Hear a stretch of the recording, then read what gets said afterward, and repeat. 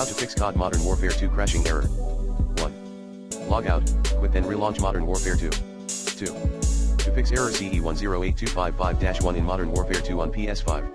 2.1 Uninstall the app from both settings and storage. 2.2 Reinstall Modern Warfare 2. 2.3.